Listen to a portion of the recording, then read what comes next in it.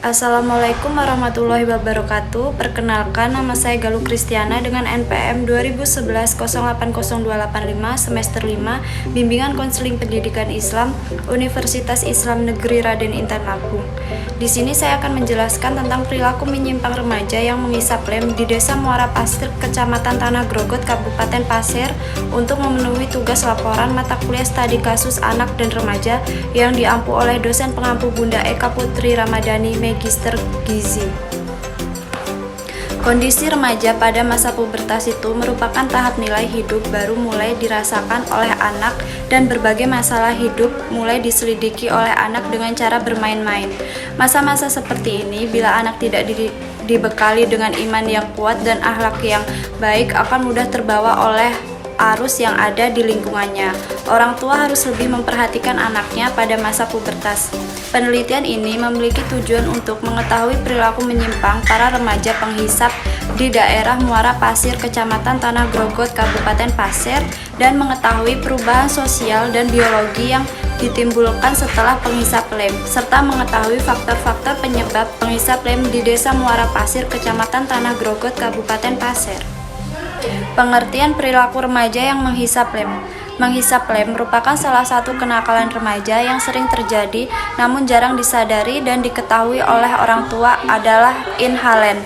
Inhalen adalah di mana seseorang menghirup uap dari zat pelarut, thinner, cat, uap lem, atau zat lainnya yang dapat membuat mabuk. Inhalen sendiri adalah senyawa organik berupa gas pelarut yang mudah menguap. Senyawa ini biasanya ditemukan dalam zat-zat yang mudah ditemukan anak-anak dan remaja seperti lem, lem fok, lem Asia Aibon, pelarut cap, tip X, bensin, pernis, aseton, dan sebagainya. Dengan harga yang cukup murah dan dijual secara bebas, maka produk yang mengandung inhalen menjadi narkoba yang mudah didapatkan. Efek yang ditemukan menghirup uap lem ini sendiri hampir mirip dengan jenis narkoba yang lainnya, yaitu menyebabkan halusinasi, sensasi melayang-layang seperti rasa tenang sesaat, meski kadang efeknya biasanya bertahan hingga 5 jam sesudahnya. Efek lainnya biasanya ditimbulkan dari kegiatan menghisap lem ini sendiri, antara lain tidak merasakan lapar meskipun sudah waktunya makan karena ada penekanan sensor lapar di susunan saraf otak. Tujuan identifikasi kasus. Kepada orang tua harus berperan aktif dalam memberikan pengawasan dan perlindungan terhadap anak remaja, serta mampu memahami psikologis dengan melakukan pendekatan kepada anak, menjaga pergaulan anak dan menyibukkan anak dengan berbagai aktivitas dan kreativitas yang positif. Kepada pemerintah, khususnya Kabupaten Pasir, lebih memperhatikan anak-anak yang menghisap lem dan ikut memberikan pengawasan dan ikut adil dalam menangani masalah ini melalui program-program memberikan bimbingan kepada orang tua dan diberikan sanksi hukuman atau peringatan kepada orang tua, serta melakukan penertiban secara rutin dan berkala agar tidak ada lagi anak remaja yang menghisap lem. Sasaran studi kasus. Usia pertama kali menggunakan lem berbeda-beda, namun kebanyakan dari mereka menggunakan lem pada usia 16 tahun. Terdapat juga informasi yang telah menggunakan lem sejak usia 14 tahun, serta dalam jangka pemakaian berbeda-beda pula, walaupun dari pemakaian 1 bulan terakhir sampai pemakaian 4 tahun. Dari keterangan yang saya dapat, salah satu pemakai lem yaitu menjelaskan bahwa menggunakan lem sejak kelas 2 SMP, kira-kira umur 14 tahun. Jadi sudah dialami bertahun-tahun mengonsumsi lem. Yang kedua, laki-laki berusia 18 tahun, adapun informasi yang menggunakan lem sejak umur 14 tahun dalam penggunaan 1 bulan terakhir. Metode dan alat pengumpulan data. Penelitian ini merupakan penelitian kualitatif dengan menggunakan pendekatan fenomenologi. Fenomenologi merupakan metode penelitian yang mencakup dan memaparkan makna atas fenomena pengalaman yang didasari oleh kesadaran yang terjadi pada individu.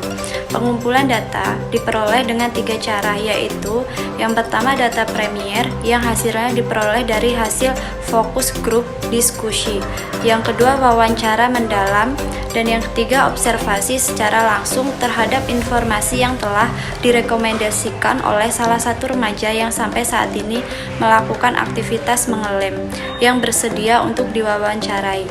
Instrumen yang digunakan dalam penelitian ini adalah pedoman wawancara atau alat tulis, tape recorder, dan kamera. Data yang diolah dengan menggunakan teknik matrik dan selanjutnya dilakukan dengan analisis isi atau kontak analisis. Kondisi remaja pada masa pubertas itu merupakan tahap nilai hidup baru mulai dirasakan oleh anak dan berbagai masalah hidup mulai diselidiki oleh anak dengan cara bermain-main. Masa-masa seperti ini, bila anak tidak dibekali dengan iman yang kuat dan akhlak yang baik, akan mudah terbawa oleh arus yang ada di lingkungannya. Orang tua harus lebih memperhatikan anaknya pada masa pubertas. Hasil survei menunjukkan menghisap lem sudah menjadi sebuah kebiasaan dan menyebabkan ketergantungan berat sehingga mereka tidak peduli terhadap pola makannya. Dewasa ini banyak anak usia sekolah baik tingkat SD, SMP maupun SMA yang telah terseret dalam pergaulan negatif mengonsumsi zat adiktif yang terkandung dalam suatu produk seperti lem.